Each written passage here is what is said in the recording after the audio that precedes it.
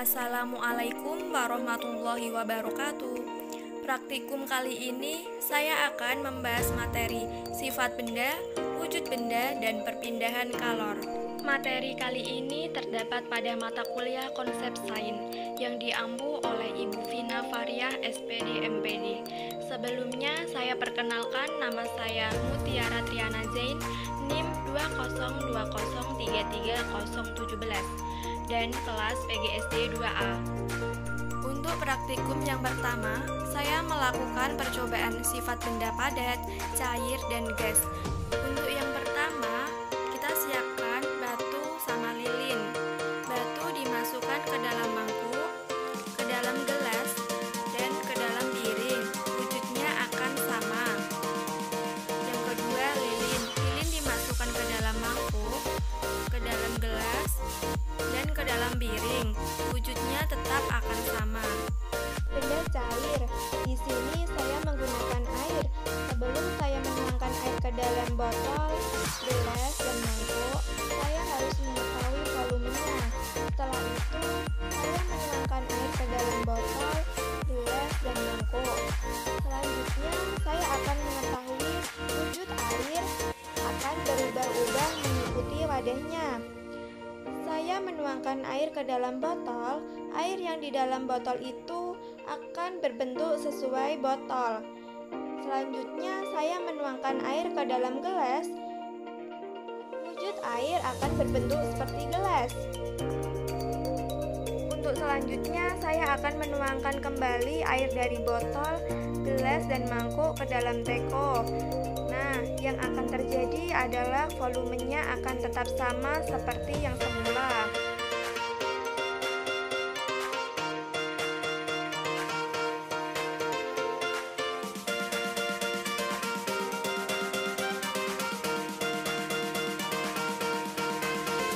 Selanjutnya, saya akan menuangkan air dari dalam teko ke dalam gelas.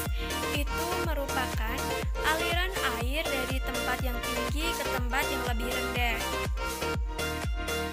Saya akan memiringkan botol agar airnya lebih tenang karena permukaannya datar.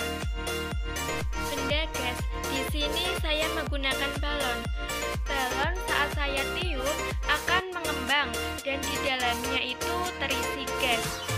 Balon akan berubah bentuknya dan volume gas yang ada di dalam balon itu mengikuti perubahan bentuknya. Wujud benda. Di sini saya akan melakukan percobaan penguapan, mencair, dan membeku. Menguap. Di sini saya akan membuka tutup panci. Yang akan terjadi adalah uap air yang akan keluar. Perubahan wujud benda mencair. Mencair merupakan perubahan benda padat menjadi cair.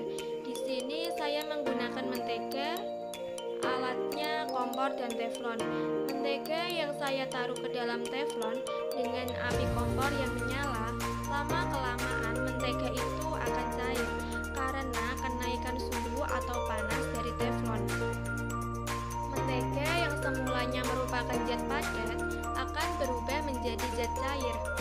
Di dalam suhu tinggi maupun suhu rendah akan berpengaruh terhadap perubahan mentega, baik dalam bentuknya, ukurannya, maupun wujudnya. Jadi, setelah dipengaruhi oleh panas, bentuk dan wujud mentega akan berubah menjadi cair.